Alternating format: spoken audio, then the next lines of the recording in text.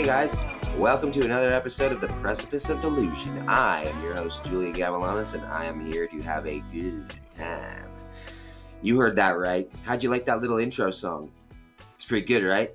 That's my buddy Tristan Hart Pierce. Ooh, what a legend. I love that guy. I asked him, and he delivered.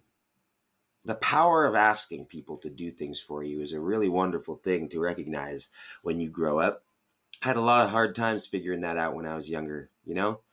I don't want to make it hard for somebody. I don't want to get in somebody's way. God, they're going to be so pissed when I ask. Just ask. They can say no, and then you can say, all right, fine. And Tristan was so gracious. He got this back to me within a couple days, and it's awesome. It's like perfect. I told him like a 2-sentence tagline of what this show is about, and he literally like put it all together. It's so cool. It's like the beauty of community, the beauty of you're like just asking the question, you know? So shout out to you, Tristan. Love you a lot, man. Thank you for making that little jingle jangle, baby. It sounds awesome. Tristan plays with Alan Stone in his band. He is a legend. He's a little bit of a prodigy himself. He also does some solo stuff, works a lot with the baby boy Blake Braley out of Spokane, Washington. If you haven't been out there to see them play, you are missing out on life. If you're in the area, go check those guys out because they're solid homie peeps. I love them. Again, thank you, Tristan, for doing that. Guys, we got a great episode for you today. It is my pleasure to introduce to you my friend, my creative partner, my collaborative genius, my comrade in creativity, Sean Crampton. Sean is the director of my movie IAMERICA. He is also the producer. He also pretty much did everything on that movie. He wore all the hats, and he really made it happen. Leveled me up as a filmmaker, totally came into my orbit, and blew me away. Elevated me as an artist in a very different way that I am forever thankful for. I met Sean because I was listening to a podcast, ironically enough, and it's called One Broke Actress. Shout out to Sam Valentine. And he was a guest on the show, and he was just spitting things that were like resonating so deeply with me. And at a time when I was trying to figure out how to make my movie, you know, I was trying to kind of like absorb content from filmmakers who have done the same thing. And, you know, Sean has done a lot and always stays busy and has been for a long time. And man, everything he was saying was just like hitting home for me. I was like, dude, how do I not know this guy? How are we not besties? This is crazy. And so I hit him up. I sent him an email after I finished the episode. And, you know, I wasn't expecting anything back. You typically send those emails out and you never get a return from anything. It's just silence.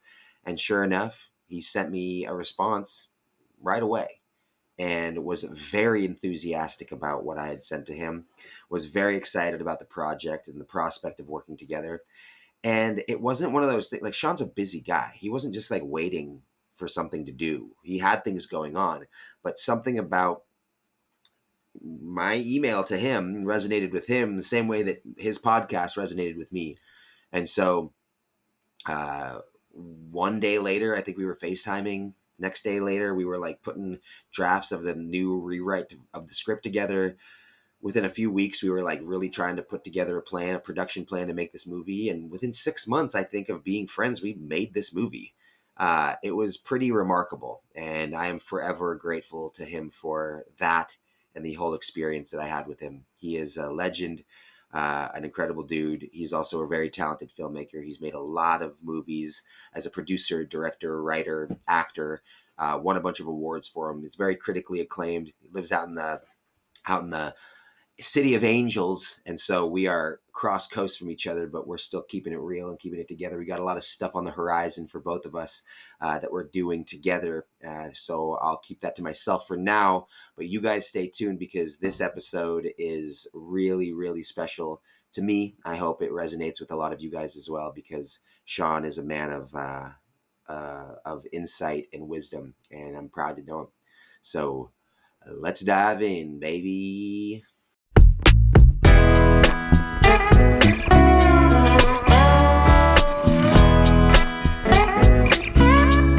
Dropping in on the pod, Sean Crampton, the cock, king of cool. Sean, welcome to the Precipice of Delusion, my friend. Thanks for having me. How you feeling? You living well? I'm doing well, feeling well, and happy to be here. Yeah. Great, man. Let's dive right in. I have some questions that I'm curious to kind of to gauge where you're at with, and we'll kind of just lean into them and flow. Right. My first question is, do you remember when you first decided that you wanted to be an artist? Do you remember when that was and what that was? What you were going through? No, that's an interesting question. I think a lot of people have heard these stories of since I was 5 years old, I had that, which obviously came from trauma and destiny, that movies happen to be my babysitter.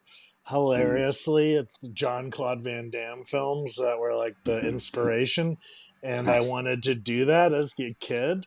And I even went so far as to enlist in the Coronado Playhouse in San Diego, where I'm from, and did little theater things there. And they were always like, "You're good." I got that feedback, and I was like, "Oh, cool, reward system." And then and I liked it. I felt I was getting attention, which I was not getting at home. And so that was the only thing I kept coming back to over the years. Because, there was pro surfer, football, things would circle in, but nothing stayed. And then I had this choice when I was going to high schools between a more artistic high school, Chula Vista, or a more athletic. But it wasn't that much more athletic because we were pretty bad. High school where my friends were going. And I remember having this thought, which in retrospect was thank you. I was pretty wise, but I remember thinking I can do sports like this just now, but I can act forever. And so I chose the athletic high school and still maintained a visceral love of film, but not in a studious sense. I just loved it, but I couldn't tell you who Spielberg was. I didn't know things like that. Whereas some people did at that age. I did not. I just loved it. And was I'm going to do this. I just knew it. It wasn't even there wasn't even an option. It was very strange. It was delusional in a sense. The naivete. I don't say I wouldn't do it today, but it would be a very different approach to saying yes to the dress. But that was the first time that you ever really tapped into being someone who was assuming that creativity was a lane for you, in early in grade school. Yeah, I was and I don't want, if it gets heavy, I'm okay with it, but just in second grade I was and I wish I still had these. I don't know if I do, but I would sketch out huge scenes, but that were mostly bloody, that had to do with PTSD, because my dad was in the SEAL teams and I was absorbing a lot of that. So I was doing decapitated, fucking gory in second grade. Something a teacher should have been like, "What's going on here?" But that wasn't the culture. We were a lot of military kids. So back then I remember I named it Starship Troopers. I remember this battle. And then the movie came out 2 years later, and I remember no way, really? Yeah, and I remember being wow, not that they stole my idea, but I'm on to something. And I was in second and third grade. And oh wow. Yeah, and so the reward system, I'm very grateful, rewarded me positively when I would put myself out. I did the play Odysseus in second grade. I was making arrows out of pencils and wrapping them in brown construction paper. And I Whoa. remember the feeling, like I was doing soliloquies by myself. It was like a very Jesus, dude. masturbatory in a sense, you know. I don't know if But we'd be friends. I know, I I wasn't know, I I wasn't that know. ahead of it when I was that age, dude. I No, was just picking my fucking wedgie. yeah, dude. And, I mean, I wasn't the whole. It was like 3 pages, right? Sure, I'm in sure, sure, second sure, sure. grade, But but still, yeah, it was. It is interesting to sort of look back on it, but and then I yeah, went to man. and then the same thing. I went to college because I had it paid for through scholarships, and I wanted to go to UC Santa Barbara because of party school and rugby, Mm, and I and then like junior year, and I bring this up for a reason because I had to at some point go, wow, I'm actually moving mm-hmm. to LA. Yeah. And so like junior year, I had this idea for a movie, and I was watching a lot of The Prestige by Chris Nolan and Blood Mm-hmm. Diamond that year because we had Oh free yeah. like Cinemax or something. So I literally watched those movies probably like 40 times each. Wow. And because they were just always on. And I was just like, you know, a 28-year-old idiot. So Studying them. like, yeah, well, Yeah. just like absorbing them. You know, it Yeah. wasn't Yeah. conscious. I was just like, if in reflection, I liked that, I didn't like school, you know, and so Yeah. my attention was constantly pulled there. So Right. that year, I got an idea for the first feature I did, which was called Richard Peter Johnson, and I ended up making it like 4 years later. But then that got me like, oh, I have this idea. My friends are all now going at the time, and it's funny to think about this, but the backup plan for graduates was law school. So people who didn't know what to do after grad or after undergrad, a lot of my friends were like, I'm going to go to law school until I figure it out. And I was Mm-hmm. like, that's fucking crazy to Yeah. me. Yeah. Like, you're going to go spend 150 grand in 3 years of your life and you're going to get killed. Like, that is no joke. And so that I was like, that's not for me. And I'm like, well, I guess I'm moving to LA. I didn't know anybody there. I have Yeah. like a I'm gonna take a much safer route than you yeah, guys. yeah, yeah. And I remember I just started telling people, similar to what I do today with investing. You know, people ask me a lot, how do you like raise money? I'm like, I just talk about what I'm doing. Yeah. You know, I just put myself out there and I just kept saying it. And all of a sudden I was like, oh, like I'm saying this. That Mm. means I've got to like do it. Mm-hmm. You know, and whoa. And so, but no one would have held me to it, but that was my thought process. Yeah. And I graduated in '08, spring of, and I had saved enough money and gotten some money from my grandparents, enough to do like a few weeks in Europe. I never traveled. I mean, I'd been in New Zealand for rugby, but that was like business in a sense. Beautiful country, but to just go explore and in retrospect, that was probably more pressure on myself than I needed because I came back broke Mm. and then moved to LA. You know, basically, Yeah. like Yeah. I came back, stayed at my mom's for 3 weeks, and was like, no, never. I knew I wasn't going to be there long, but I was like, when do I make this jump? And Yeah. it was a situation where I was happy to jump and moved to Burbank with a buddy from college, Harris, who didn't know anybody either, but had a similar route. And really great guy, still friends with him to this day. And that's how I got to LA. Wow, man. And It's artistry. yeah. It's one thing that sticks with me there that resonates is like, you know, when you learned that by speaking it out loud meant that you had to do it. It was kind of like, I'm talking about this, and I guess it doesn't, because that's the difference of somebody who speaks out loud and has an idea, and as opposed to somebody who speaks out loud and goes and executes the idea.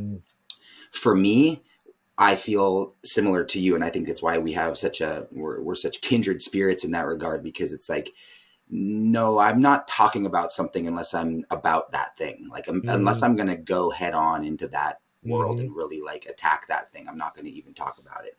And it Yeah. scares me to even talk about it sometimes, because if I do, it means it's happening. And if it's happening, then shit, I'm fucking, here we go, you know? Yeah. Like, literally, it was with this podcast, even like the simple thing is this. Mm. anything, any creative thing. We made a movie, right? It's like the first step is just saying that you can, like, Mm-hmm. and being like, again, like back to the, the name of this show, The Precipice of Delusion, being am I delusional enough to believe that I can even do this? And then by Mm. saying like, I'm going to do this, being like, shit, now I need to do this. It's, Mm. uh, it's a huge kind of like epiphany that you have when you realize just how simple sometimes making really hard decisions are, if you, by just like simplifying them into just saying that you're going to do it, if you're that kind Mm. of person. And for me, Mm. it's just like, just speak it out loud, dude. Like, Mm-hmm. if you really want to do it, just say it. Yeah. Start there, just say it, and then put your Yeah. shoes on and walk out the door and go take like the first step in the direction Mm. towards that thing, and then Mm. take the next step towards it, and so Mm. forth and so on, Yeah. and I think there's like so much value in simplifying the approach down to like that level, that space of just like, it really is just saying it, and Mm-hmm. just like, and knowing that at such a young age, like you, um must have been such a valuable thing for you to like pick up. It seems like, I don't know, it sounds like you had a pretty like unconventional childhood, just Mm-hmm. based off of like your dad being a Navy SEAL, you Mm. reading soliloquies in second grade, and fucking making bow staffs and shit, Yeah. and Yeah. doing Yeah. all that kind of shit. But regardless, man, to have the wherewithal to kind of like come of age and be like, if I say something, then I have to do it. That's probably discipline that your dad instilled in you. Maybe I could be wrong, but that's like discipline that I definitely did not learn for a long, long time. And I'm curious, like, what do you think changed the most from your initial like desire to be creative versus like what it has become now? Like, where Mm-hmm. did you like want to be in the beginning and see yourself being? Mm-hmm. And like, where do you now, like, how has that changed and evolved to where you're at now? Oh, great question. I think it's changed a few times, obviously, and it's probably changed 1,000 times, but I'll stick to the major things so we're not here for Mm-hmm. 7 days. But like when I first started, it was and I'll speak to artistry rather than filmmaking. When I first started, it was an expression to get something out of me. I was a kid. I was being impacted unbeknownst to myself by PTSD. Like, this is how I see it working. And I talk about this stuff because it's important for artists to know this. It's this humanity. But this is how generational trauma shows up. It's not I went to war or you were a slave. It's your family walks in with an energy of doing that, and they carry that in the house. And as children, you're sponges, and so you absorb the behavior of somebody who has. And that's what I did, is I absorbed a lot of this is from my dad telling me, not even my Mm. self-analysis. So initially, when I was doing those beheading drawings, and I'm like, it's like every day. It's not fleeting. This is like what I Mm-hmm. do in class.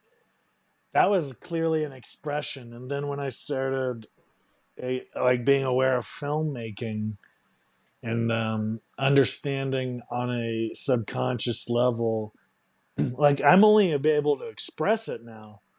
But there's things in your body you just know as a kid. Like you did too. You had knowings, but you didn't have the necessarily like word structure to articulate it.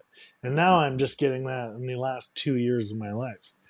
But I inherently I was like, oh, if I'm a mega movie star, my parents can't ignore me, like crudely put. So then it Mm-hmm. became about fame.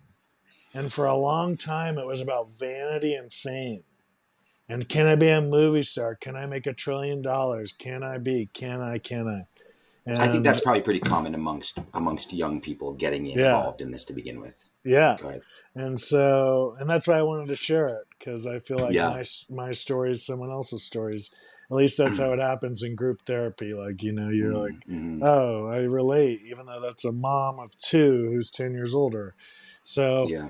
I know somebody else can relate. And, the last few years has been unshelving fame and all the results and getting back to the expression, which ironically is propelling my career more than the money grabbing for me.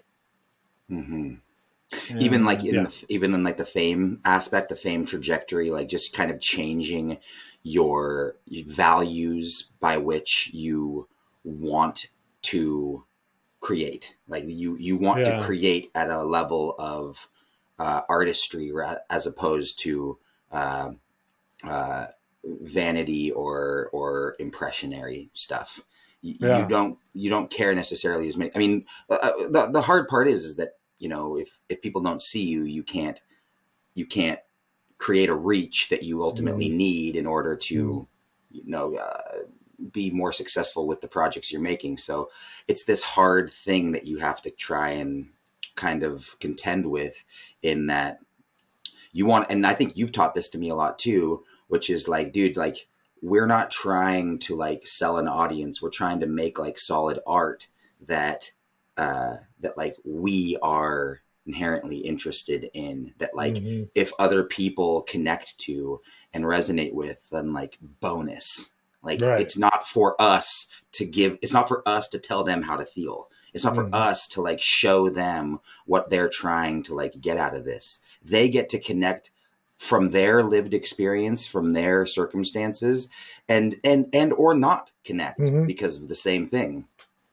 And I think like navigating your way out of uh like the commerce aspect of being a creator, and getting into a space of like real, I want to create good art from my heart, is sounds incredibly easy, and it sounds like it's kind of like the first instinct, but it's, and maybe it is, maybe when you're a child, like that is what it is, right? When you were like doing those things in second grade, that was what was happening. It was just Mm-hmm. pure art, pure Mm-hmm. artistry, creativity.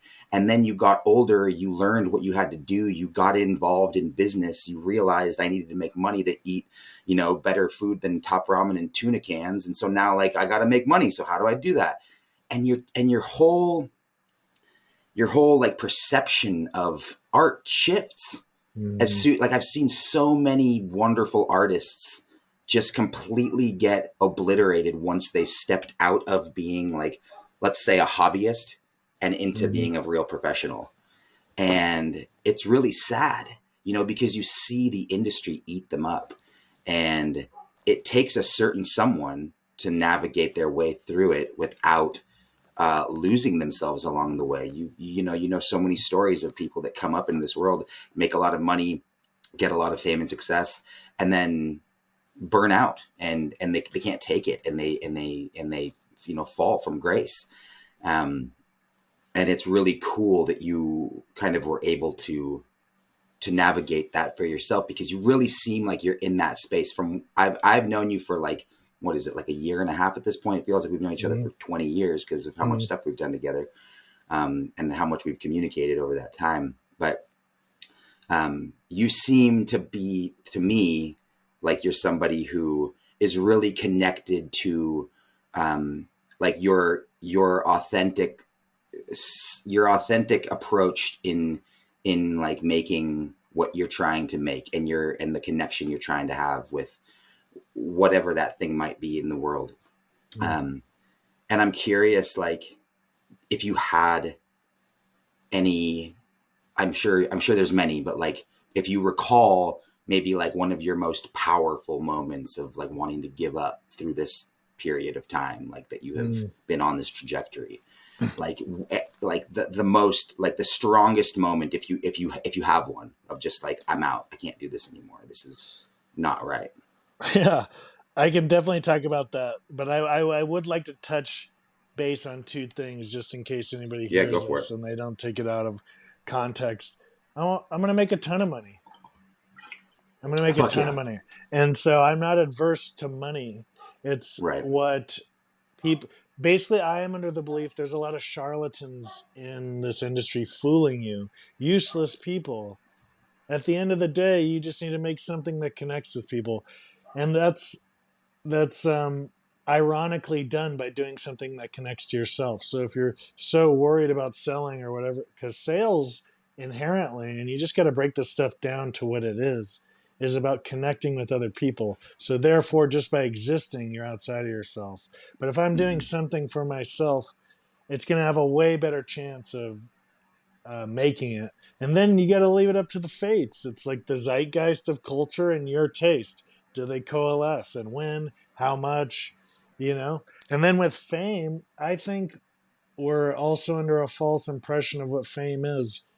There's very few real famous people. And by that, I mean not manufactured by an industry that makes money on famous people. So like true fame cannot be canceled, cannot be fought. It's from the people. And I will take that fame all day long. But it's the icky fame, the fame, because right now Hollywood, one of their shows is canceling their stars. Say what you want. That's a TV show they're playing right now. You just don't know it as a TV show. And so Mm-hmm. that seems odd and icky. And obviously there's like right time and place for that. But overall, if you look at it, it feels like that's part of the fame game right now.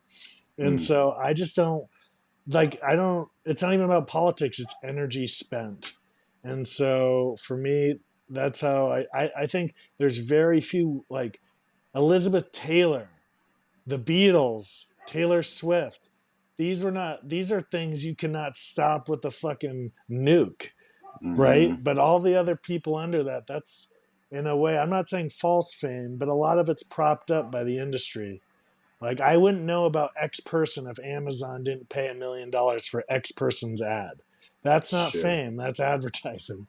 And Yeah. so I just want to set that straight because I'm going to make a ton of money. I just realized it was ineffectual for me because then I was, and again, this is simple stuff. Like I have to boil it down. Like, do I want to know more about money or don't I? Do I want to spend my time on marketing or getting better at a filmmaker? Right? Because when you get to a certain level, Warner Brothers isn't even going to let you market. They're going Right. to have a team for it. So it's like, Yeah. what eggs? And then what are they marketing? Are you sprinting to a pile of shit? So it's like that's what people are doing when they have no patience. They're sprinting to a pile of shit when they should have just Mm-hmm. taken their time. Right. And so I just wanted to circle back on those two for you. Yeah, man. Uh, I think there's like there's a camp of people who yeah, are, you know, trying to make art. Let's use filmmaking for yeah, you know, the use of this conversation. And I think there's a lot of people on that spectrum of like where they're making their art from, what space they're mm-hmm. making it from. And I think there's a Yeah, lot of people that are making it for commerce. I think there's a lot of people that are making it for uh, just specifically money and advertising and yeah, getting like propping themselves up by the Hollywood landscape and like trying to be that thing. I guess what I was trying to say is that like I admire your approach in this and ultimately think that you are uh, like simultaneously kind of shifting the narrative despite how like like small your voice is to the grand scheme of yeah, things right now. I yeah, think like you are one of the like people at the forefront of this industry that are like leading charge of a whole new normal in this regard yeah. of like how people create art and like how they approach it and from what space. And it's like by no means is that to say that like what you're doing is, you know, like the easy way either. It's like very fucking No, no. aggressive and And challenging and hard. yeah, and I'm not saying like, dude, go make your money. Do you? I'm just saying for me, what I've noticed is that when you're doing for others, as you're creating a foundation of yourself, because that's what you're really doing. There's no end job. Even if you were a series regular on a show that went 7 years, sorry, Mm-hmm. unless you live 7 years, like it matters that you have another job.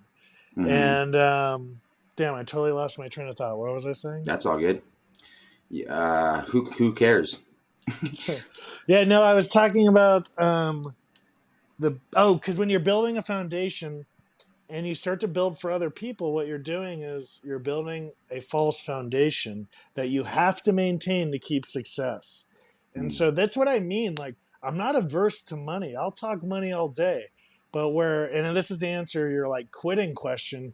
What it is show business. There is two Mm-hmm. halves. Don't be fooled. I think you're a fool if you don't know anything about your business as an artist. That doesn't mean you have to be better than the president, though, of the company. Right. And so I'm just trying to honor what people try to do is they try to fire hose the business. They're like, I need to learn it all right now because I'm selling my show. And it's like, Mm-hmm. no, you're probably not going to sell your show statistically. And fucking look at it instead of a failure that you just got more time on task to learn. And that's been the big Right. switch for me. It's like, okay, that they didn't buy it, but now I have more time to make the pitch better, make the deck better. All good. On to the next. You don't seem like somebody who takes no for an answer kind of ever. Like, and even Mm. if you do, even when you get it, you expect it and you go back to the drawing board. Like, how do you navigate no? Well, in our industry, and in some ways, I wish somebody told me most of our no's are silent.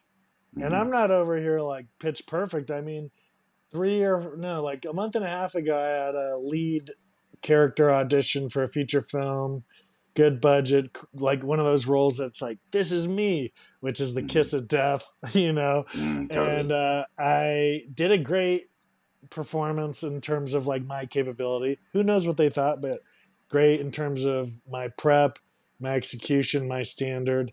But I was having a real hard time because I got in my way, and multiple times I was quitting. I was Mm-hmm. like between takes, like if the camera was like cut, I'd be like, I can't fucking act anymore, and Mm-hmm. which revealed more. And I got to work with that because I'm in the process of learning how to work with my stuff and not just pretending that eruption happened or didn't happen. Mm-hmm. And so I got to learn from that event. And it was really cool because I'm like, oh, because of my discipline, everything has two edges. Well, my great discipline leads me to quit things if I don't get them early either. And so, there's more to that, but that's essentially what was happening is like, oh, I'm not getting this perfectly. I quit everything instead of like, Yeah. yeah, maybe you're just not there this audition. Mm-hmm. Okay, you're gonna have a Mm-hmm. trillion, truly, and that's how I think about writing everything. Um, Dude, I've quit many times, but it's never felt real. I'll be like, I fucking quit to my therapist, my dad, Right. whomever over the last, and it's been real rough. When I was like 25, 26, I slept on the floor of a garage for a year. I just was like, I'm not going home. I Where were you and refuse. why? I was in Van Nuys. I had just broke up, had a breakup and was living with her, and it wasn't great. It was kind of like a living together because we had to financially, not because we wanted to romantically. A great person, just like, young and not a fit and Mm-hmm. not working on ourselves. I hadn't even done therapy at that point. And so we broke up in a flash, and I didn't know what to do. I had no money really. I texted my buddy Gabe, another great guy, and I just was like, "Do you think I could stay in your garage? There's nothing really in it." And he's like, "Well, actually, I'm about to move some boxing shit in there, but yeah." And so yeah, for almost a year, if not a little more, I lived in this garage, and it was embarrassing. It was Sure. cold. I got walking pneumonia. Mm-hmm. Just like, and it was also great. Like, we lived with a bunch of artists in Van Nuys, and they were great people, and I'm so thankful for that experience. But yeah, so many times, and I tell my investors this, I told you this with IAMERICA, on every project, there's going to be times you want to quit. But I don't look at those as things to be avoided anymore. They're more like signposts of success. Like, I've been here before, I've survived it. And on the other side of that survival was success because I completed that motherfucker. And so that's how I start to look at those things now instead of like, I got to get rid of this.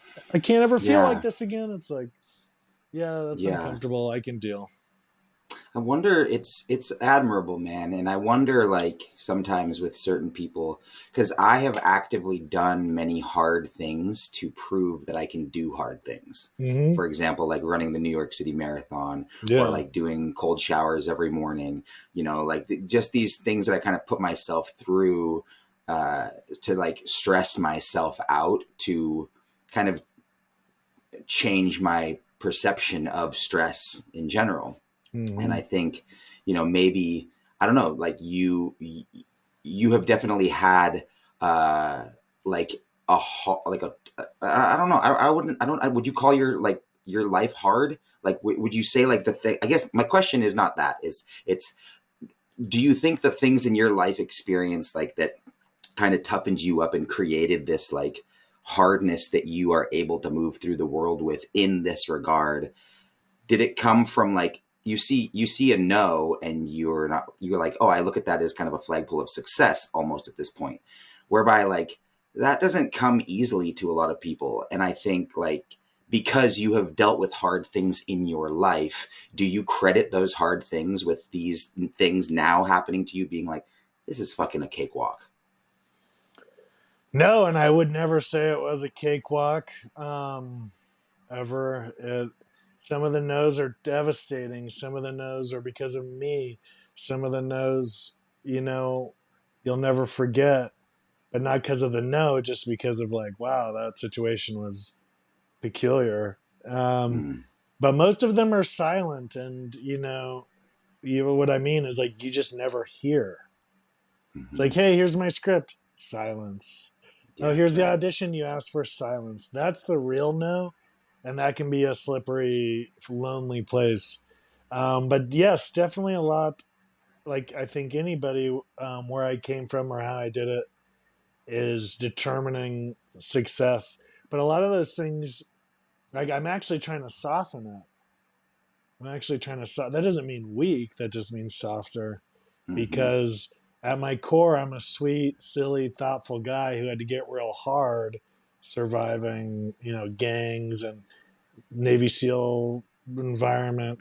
Because, like, make no mistake, is being like raised by Spartans in Sparta. Because in Yeah, our man, it sounds. community, they're like gods. Imperial Beach, Coronado, San Diego. I know people have different opinions, but when you're in the family of them, it seemed like gods. And I'm sure the public now gets to see that over the last 15 years. But I grew up with that since the 80s, and Mm-hmm. so yeah, that definitely shaped some things. But a lot of those things that saved me as a kid are getting in my way as an adult. And Mm-hmm. so I'm letting those go and softening back up while maintaining a sense of myself and, who I am and where I've come from. Does it feel like challenge to you is almost like does it sometimes for me I feel like it's not a good workout unless I like am hurting myself. Mm, Do you feel that same way sometimes where you like really need to feel like, oh my, like you need to feel some kind of like pain in order to like be feeling like progress is being made? yeah, I used to do it a long time. I did CrossFit for 7 years, was a wrestler, but, um, we're working in subtleties in our self work now. Like, Mm-hmm. if this was a block of marble, we've chiseled off the big pieces. Now we're doing subtle work. So the subtle difference I found was that I was disassociating, not feeling, because I was Mm-hmm. actually feeling that pain, and I had to do something physically that would allow me to actually feel it. And the truth is, when you're working out that mind-numbingly hard, you're not feeling. And so Yeah. lately, I try to do less. It's not easy to do less. Like, I want to pick up the 100-pound dumbbell and see, Yeah. but like, yeah, practically long term, that's not good for me. So I've started to actually back off the hard. I'll do them every once in a while just to make sure, like, if shit goes down, I can run a mile. But that's really all it is needed for. Yeah. Um, and so yeah, I'm not saying I'm stepping away from challenge, of course, but I don't look at it like that. I look at it like anything I'm going to do, I want it to challenge me a little bit, just a Yeah. small percentage, and just keep seeing what that gets. Because I have this like example from the movie Shawshank Redemption, and this comes for like self work, life, art, progress within yourself, whatever you want. But basically, it's a good example of biting off too much too fast. If you guys remember the movie, never seen the movie, it's okay. So basically, this man gets falsely imprisoned for killing his wife. It's brutal, right? He fucking loses his wife and he's put in prison for it. Immediately, he's on the chain gang, and these two guys try and break out. What are they doing? They're trying to do too much too fast. They get shot dead, which is like quitting, or, Mm-hmm. it's a metaphor for quitting or burning out too much too fast. What does Andy eventually do? He fucking uses a spoon to scoop out dirt for 8 years on the softball Mm-hmm. field until he's free. And he's fucking free. And there's a big thing in our culture right now, which is like and antithetical to any Buddhism or Eastern or Western philosophy. It's like live in the past. Well, no, I thought they said be present. It's like good things take time. No, it has to happen right now. It's like, no, these Yeah. principles that we preach, we're not actually living them. Like if we're really living them, then it's okay that it takes time. And yeah, so that's how I'm viewing challenge right now. It's like, oh, I hope this challenges me a little bit, but I don't want to be so dicked in the weeds that I'm like stressed and an asshole, and like Yeah. that's not great either. Would you Yeah. say that you're pretty good and or getting better at being present Yeah. nowadays? Yeah, and it's taken a while, and it's not as complicated as my brain made it out to be. You and I've talked about this before. I think the brain gets in the way at a certain point. They say you're only supposed to think 10 seconds a minute, whatever that Really? means. Yeah, and like so. Yeah, like the Jeez. brain. Like think about it. I even think about it simply. The brain's inside the body, not the body inside the brain. So what did nature prioritize as the experiential unit? The fucking Mm-hmm. body. The Body. brain is just to make sense of what we're seeing and experiencing. But we've like Right. cranked it. We've like made the brain nuclear. But it's like trying to fix a car engine with a hammer. It's like we're still gonna try, but it's not gonna be effective because that's not the right tool. And because I want to be an artist, I want to feel more, and so I'm exploring these things too, as well, and that helps Yeah, me be that's present. that's awesome, man. I mean, I asked kind of rhetorically because I know, but for the people that Mm-hmm. are listening, it's Yeah, like, I think valuable for them. yeah, Um, absolutely.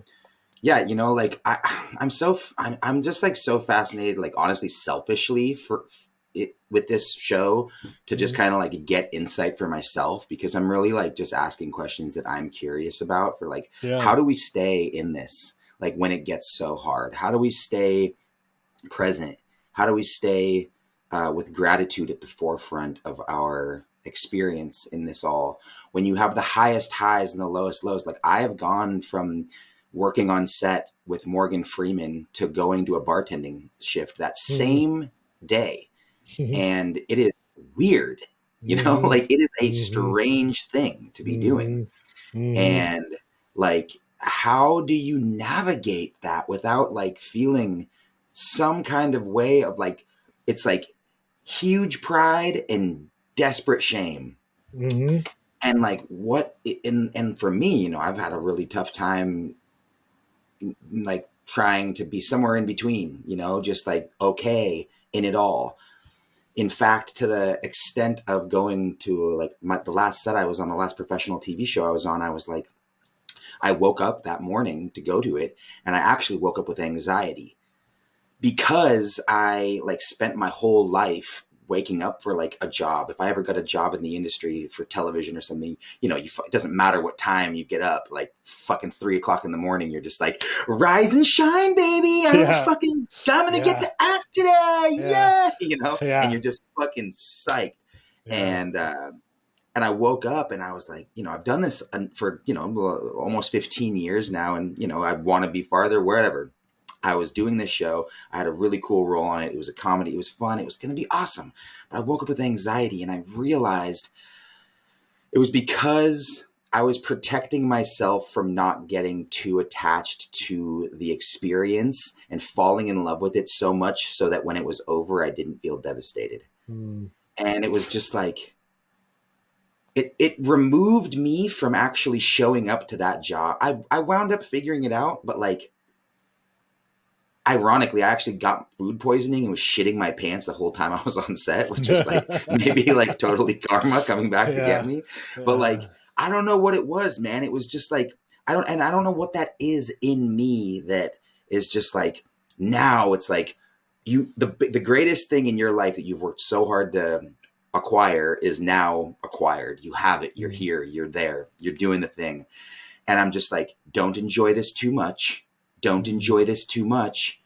And so I like protect myself because I know it's going to be over. And then I know I'm going to be back to like, where's the next thing?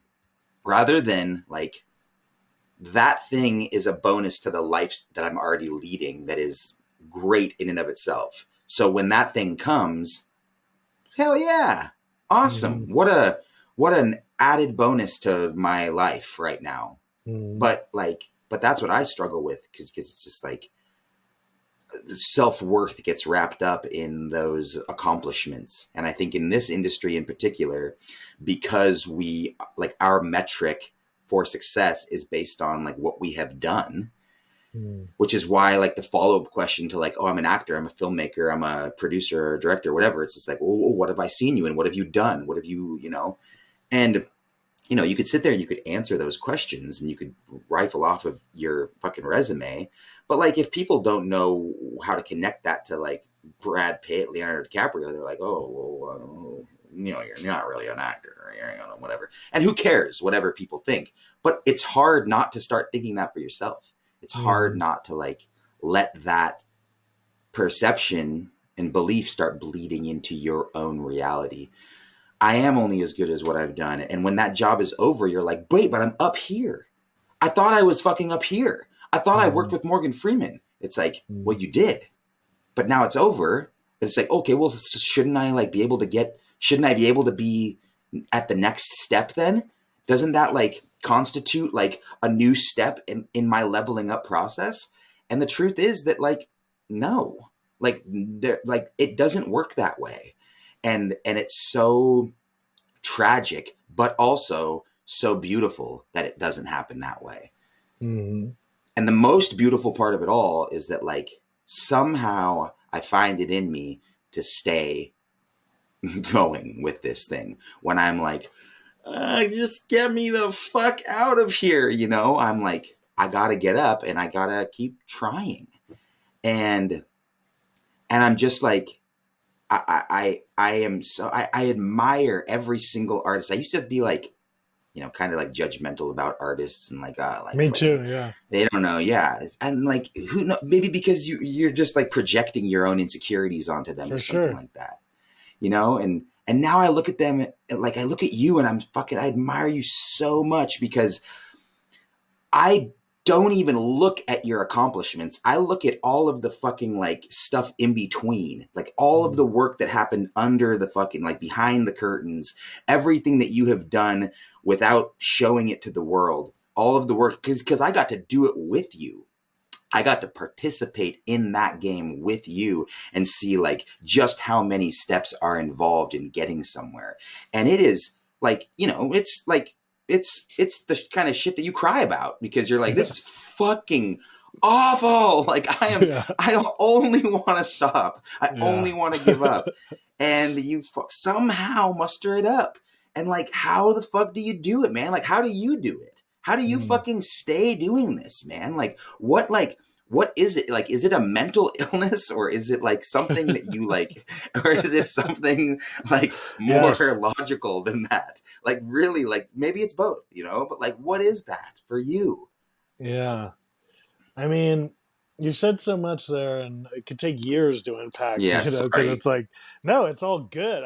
It's really well said. I just, for anybody listening, anything I'm answering, I'm attempting to summarize while also knowing like there's so much more to everything I'm saying. Totally. Because when I'm speaking to, and I totally relate with the TV show, anxiety, it feels like scarcity, like this is never going to happen again. But what I've realized, big picture of that, is I was targeting too small. I'm looking at those events as the focal points of my life rather than my life being the focal point. And so when I started switching my life, this took time, and my ego did not want to kick it. It was like, what do you mean filmmaking's not going to be the most important thing anymore? It's like, yeah, I am. And ironically, my career blew up from that. And I was like, oh, I had it all backwards, thinking it was this way. Because your mind will trick you. Your mind would literally defend you if you murdered somebody in cold blood. That's what it does. It keeps you safe. So don't be a fool to think that it's all got your back. It's constantly deceiving you. I mean, there's Mm-hmm. so many stories about 9/11, for example, where witnesses got it completely wrong. The timing, the events. It makes sense, trauma. But just remember that you can pare that example down into real life. So I took the focus off the job. Like, it's the thing that's going to save me. Those words are what my therapist gave me when she identifies desperation. If it feels like the job or the person is going to save you, then that's desperate. And that really resonated for me. So that helped me Mm-hmm. sort of not get rid of, but dance with it and play. And everything I'm saying is took years of work. I fail at it Mm-hmm. constantly. I've done medicine work. Like I'm doing this to help with the art, Yeah. and it has. And how do I do it? I got out of my head a lot more. I got into my body more. I didn't have a backup plan and I would try, you're asking me, so I'm trying to answer big picture, because obviously in my 20s I wasn't thinking like this. I wanted to kill myself. Like, it was fucking hard. Actually, or like Yeah, just yeah, yeah. I was figuratively, yeah. telling my dad, like, I remember this fucking, yeah, I just remember it was really bleak many times, because I was trying to think my way through a feeling problem. And people can say whatever they want, but if you don't have a good foundation, which is you, and you don't know your foundation or your house, like you're walking around in the dark in your own house, how are you going to be successful? It's going to be blind, dumb fucking luck. And Mm-hmm. that kind of success is hard to keep, I think. But if you've Yeah. earned it slowly and you learn and you really take things in and start to know yourself, you can't help but start to do things that are beneficial for you.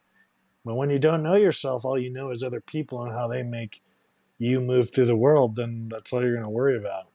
And so a lot of my work in this industry has been taking the pedestal down and being like, I don't even like these motherfuckers. Like Yeah, like these totally. people, like the Hollywood, like, it's gross, right?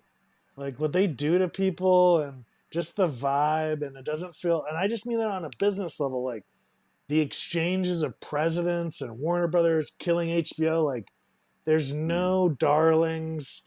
Like, it just feels hostile. And I'm like, and I could be wrong, but that's my feeling. And so I'm going, why am I working so hard for them? I'm going to make stuff Yeah. I like. There's plenty of people out there who would like to see it. So, and that doesn't even matter, because what I didn't even know I was going to get to this place I'm at now, where I feel like I'm actually conducting my feelings, and I don't know, trauma isn't the right word, but like the release of trauma, the healing through my art. Whereas like the previous 14 years felt like I was scraping by to make something cogent and just like Mm-hmm. sell it and get fame, and it's like, well, no, lately it's like way more satisfying to express myself and enrich myself through the people on the project rather than the result. I've said this to you a million times. We're going to spend way more time making the movie than celebrating it. Would you find that Mm. to be true so far? Fuck yeah. Yeah. But So, but the making of it is the celebrating it in my mind at this yeah. point. Well, right, right. And I brought that to our project, so it did feel that way. But for a lot of projects, and you ask why people quit, this is why. There's no joy in the creation. There's no joy in the suffering. There's no joy in the struggle. And you're not, and it sounds like a fucking, live, laugh, love quote, but it's the fucking truth. And you have to get there on your own. I'm summarizing years of really hard Right. personal work. And Totally. and also protect your craft. Don't be, Peter Dinklage, there's a great interview years ago where he turned down roles. He said it after Game of Thrones fame. They turned off his heat in his New York apartment. He was broke as a joke, but he was turning down roles. And they asked him After why. after Game of Thrones? No, before, Oh, before. I was like, He was damn. getting offered like the elf roles and like, roles, not Right. elf the movie, but like roles he was like, no, Right. I'm a fucking Yeah. actor. Yeah. And they asked him why, and he said, I was starting to lose my love for the thing. Mm, And I was like, that's real. He knows himself.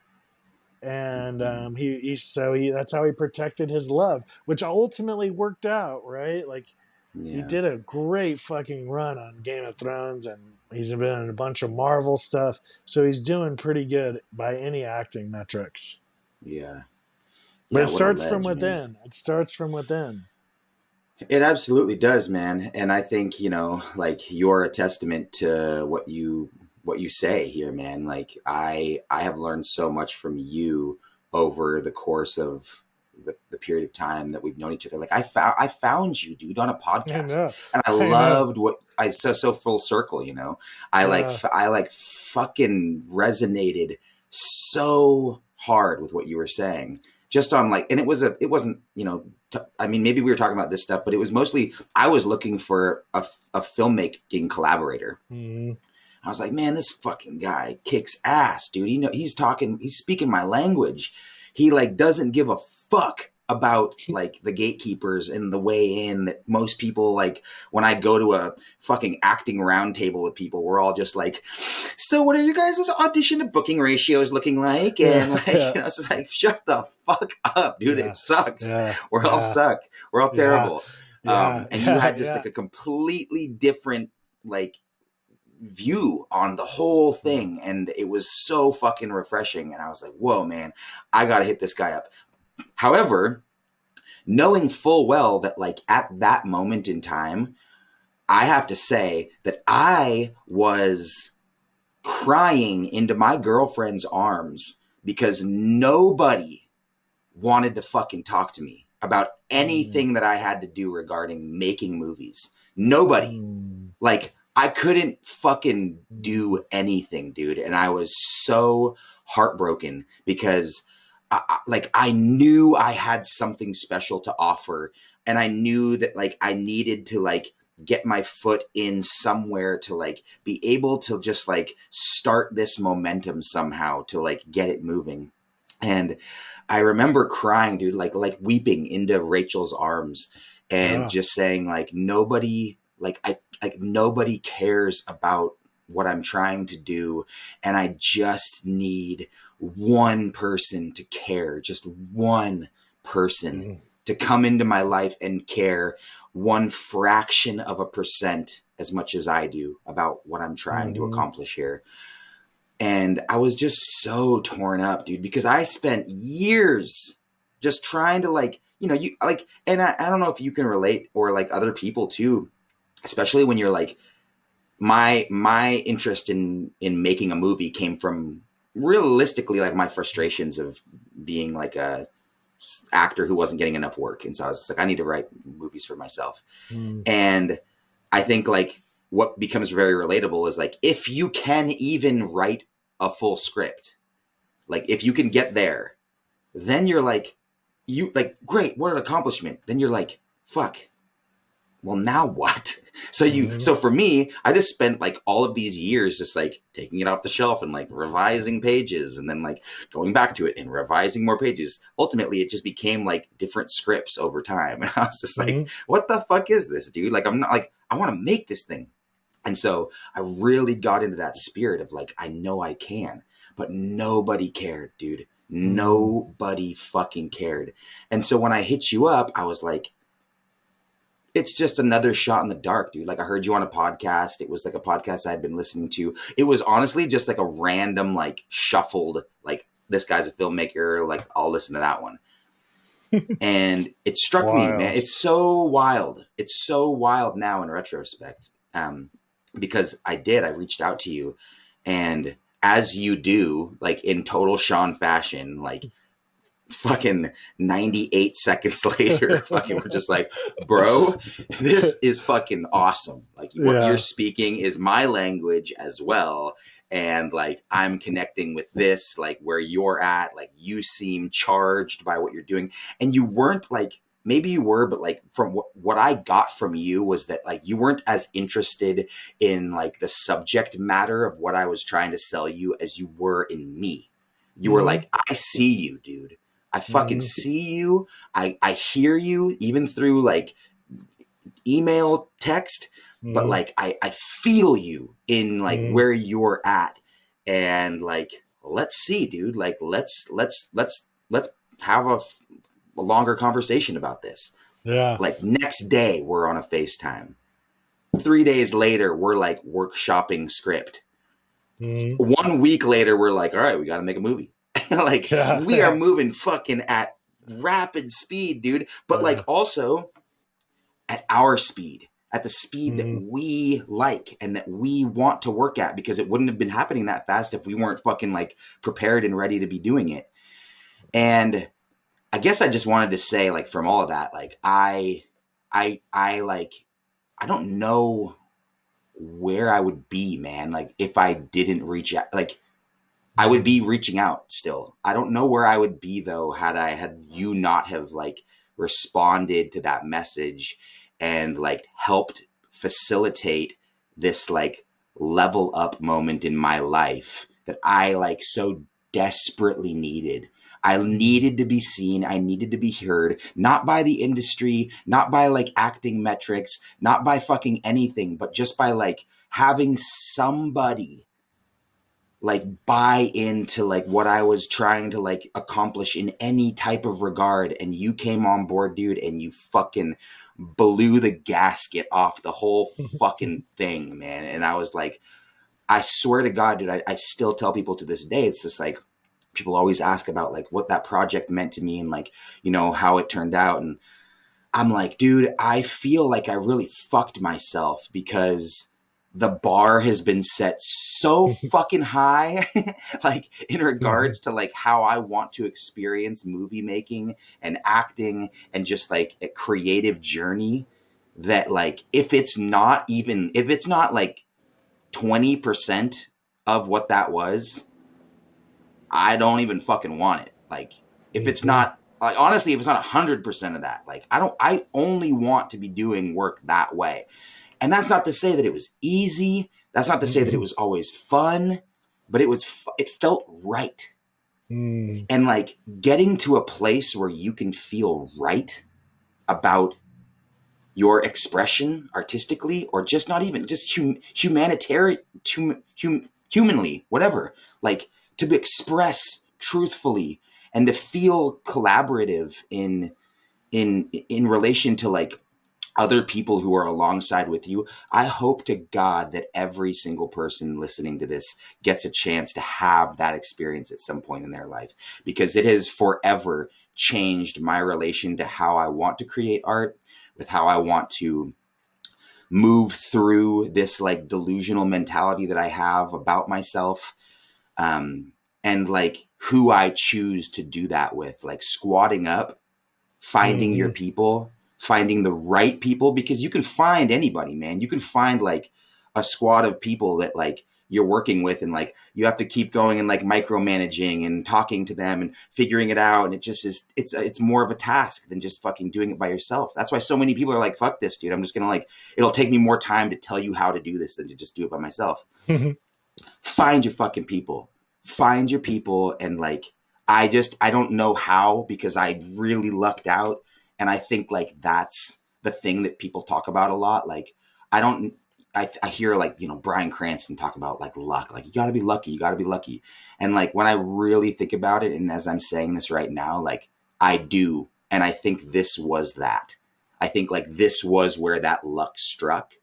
We were both ready and prepared in the Mm-hmm. moment for something like this to happen. We executed something that like was really awesome and impressive. And it's the fucking very beginning, bro. We I have know. just scratched the fucking butt cheeks of the Yeah. surface of this fucking bad boy, dude.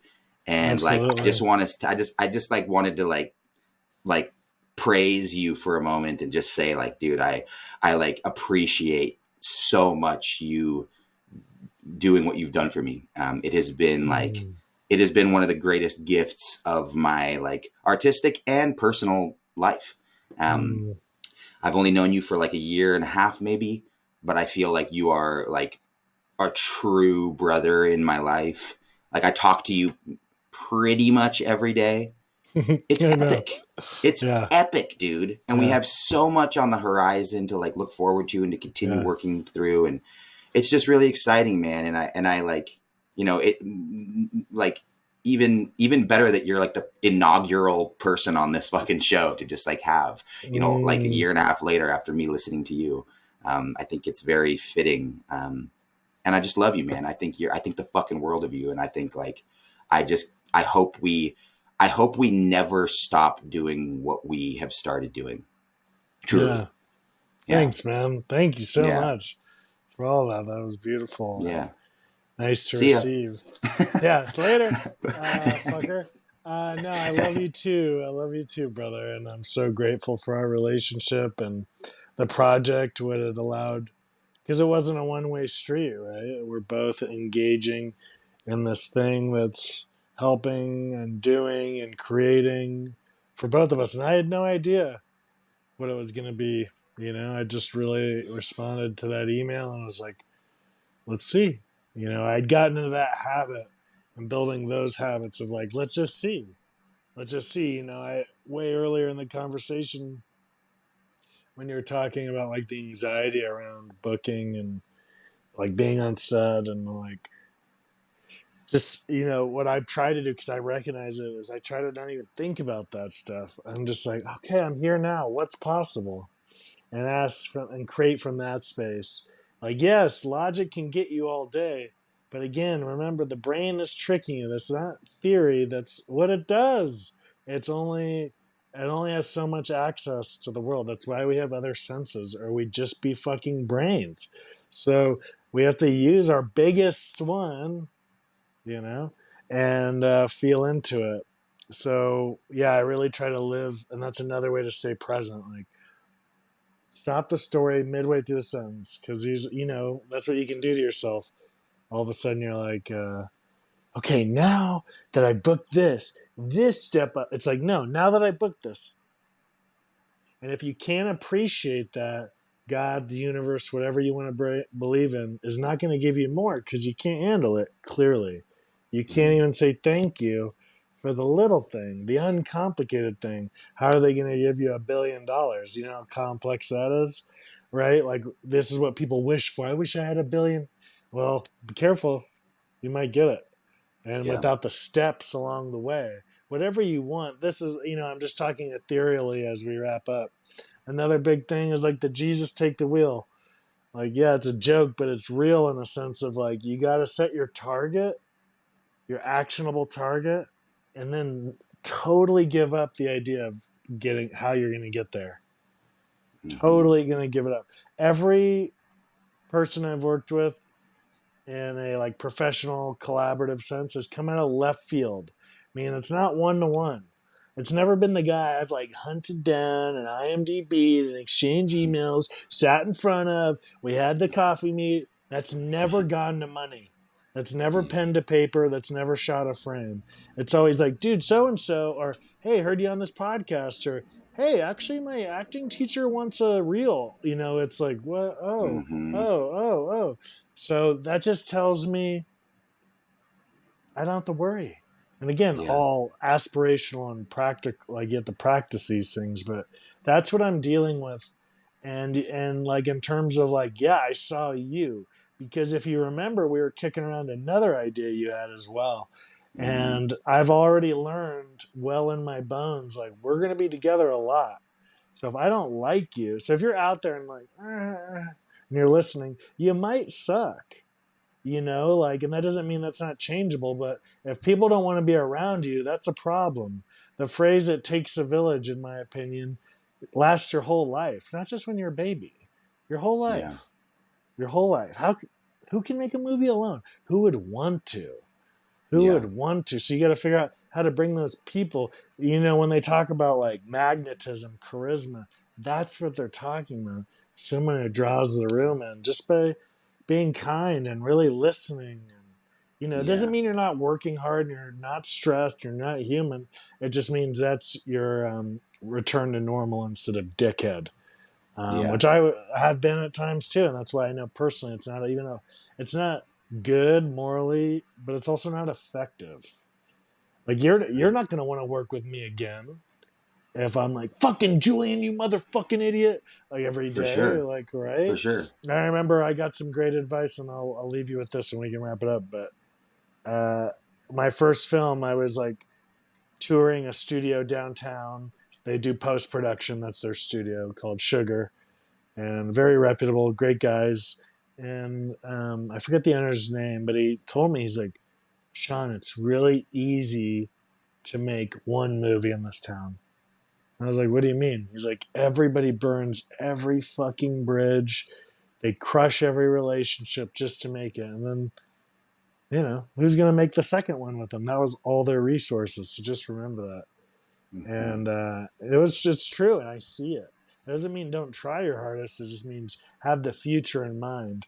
That's where scarcity mentality trips people up. I see it a lot. They're like, my idea. I'm like, I literally have hundreds of ideas. Yeah. Like, You if do. you're like strapped onto one, it's going to be really tough Right. because you're Yeah. basically putting all your baskets in one egg, and so I'm not saying I don't have love or I want this one to go. I get all of it. It's not effective. And Hmm. also, you get to, like, Julian, every time, in medicine, this is what I say to people, because people are like, I don't feel like I ascended. It's like, right, because immediately you flatten out to your new reality. Humans are perfect to do that. An extreme example is the Holocaust. Those Jewish people in those camps had to learn to survive. Humans survive no matter what. So when Hmm. you ascend, when you break through the next level, it's not going to look like, oh, the next level. No, you have the next Hmm. event to do. Right. You have the next Right. event to do. I mean, in July, I heard Kathy Schulman, 5-time Oscar producer, bling bling, making great money, 5 Oscars again. And she said, guys, I'm still hustling. Every movie, I have to put it together. I have dreams too. I love that she said this. When you come rush me with your movie idea, just remember, I have dreams that are unfulfilled too. I have Hmm. movies I want to make. And I was like, Yeah. oh. So what she's telling you is so wise, and it's really hard to hear. But she's saying, actually, don't worry about the results. Start getting your engine solid. Start building the way you do things, and then focus there, and that'll help with your career. Because she's basically saying, hey, I've been doing this since the late 80s, and it's still the same hustle. It never Yeah. goes away. And people don't like to hear that. They think they hit the top and that's it. And it's like, no, you just get a new normal. Your I think movie's that's a true, smash at man. the box office. Well, your new normal is a whirlwind of agent meetings, and it's like it's just it's the next step. So Yeah. I guess if you're lucky enough to put together a team of people that you can have a shorthand with, like, I feel like I've created with you and, some of the other people that we have been fortunate enough to work with. That is one of the first steps towards like that, beautiful trajectory that you're going to have. And also, I do feel like you don't like that ascension kind of metaphor that you were using through plant medicine and stuff. Like, you don't realize it when you're in it. You don't know until you're kind of out of it what has happened. And I mm-hmm. think, and this might be bold to say, but I think we're in it right now. I Mm-hmm. think we are ascending in this moment, like Yeah, with what like personally, like in particular, like what we are trying to accomplish. Um, and I can't wait for the fucking 10-year reunion of this moment right now, man, where we get to fucking yeah, clap hands and it's fucking funny. sip some My, champs and do some Chinese dropsies. I love it, bro. It's funny. My therapist was like, "What do you think it looks like?" And I'm like, ugh, it looks like somebody calls me out of the blue and offers me $10 million, right? Right, Because right. that's really a little. kid's fantasy that I never course corrected. And that's what most actors are walking around with, is childlike fantasy in an adult reality. And they don't coalesce even though they look the same, because your brain's a liar, remember? And so I lived in so much fucking fantasy that was so subtly different than reality. I didn't realize it, and it was crushing me. It was crushing me, because the reality is it's all bullshit. Just go out there and make your shit. The industry will follow. The business is going to change. We can't do anything about that. So that's all I got. Man. Well, you can expect a lot of shit coming from Sean Crampton and Julian Gavilanis in the future, my friends, because we ain't going nowhere. You're going to have to fucking chop my dick off if you want me to fucking leave. Yeah, again. I'm fucking again for the second time. Because we ain't stopping, man. It's been such a pleasure to fucking just be in your world, man, be in your orbit and create with you. And I'm stoked to see what the future has for us, man. Like, it's already things are moving, and I'm just like, I can't even imagine what like 10 years down the road looks like for us. Me too. It's man. Awesome. I'm really excited, man. I love you, dude. I'm your brother, and I'm very grateful you're in my life, man. I'm glad I sent that email when I did, and me too, and that you responded. Thank you. Yeah. Thanks for being my pal, man. Thanks for being my creative partner, and thanks for being my first guest on the Precipice of Delusion, man. This was fucking the this pod. Was something. Hey, yo, the pod, dude. POD. The pod. Oh shit, dude. That's it, baby. And you also got Sean Crampton, the fucking cock, baby, the king of cool. Signing out, motherfuckers. Love you, man. Thank you for all your insight. I hope this was helpful for anybody that was listening. And stay tuned for our sponsored ads from fucking Zoloft. Zoloft and Cialis. All right, brother. I love you, man. Thank you so much for being here. I guess we'll probably talk tomorrow or something. Sounds all right, good. Brother. Peace, love man. You, bye.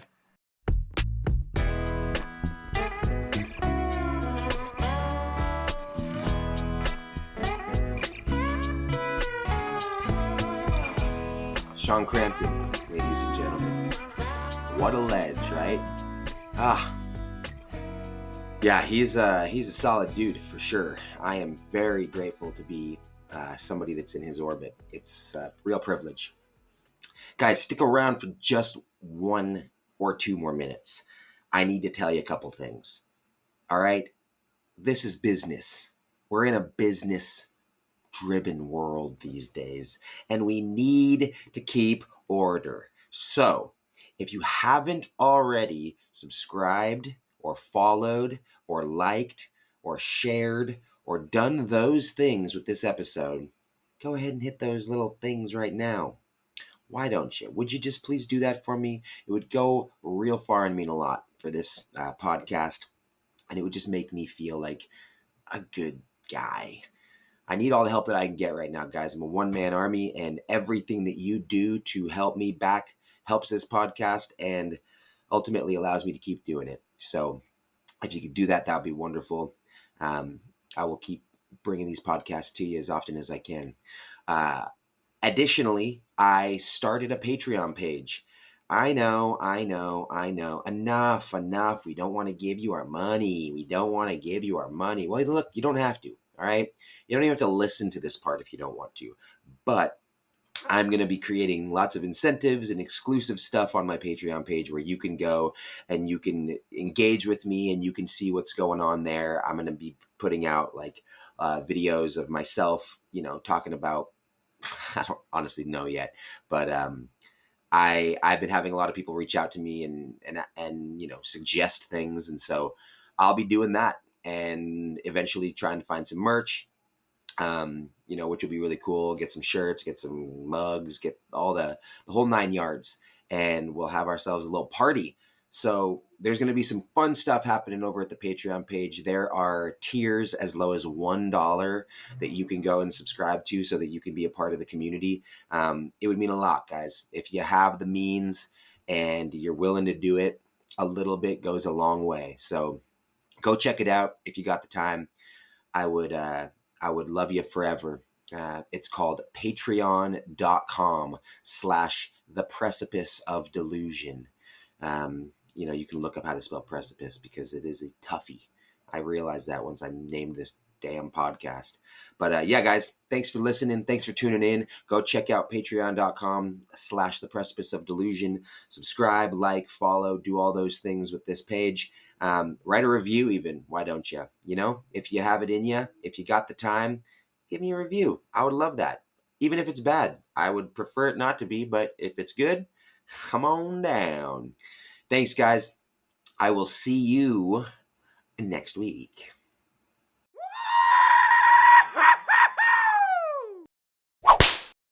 Now that's what I'm talking about.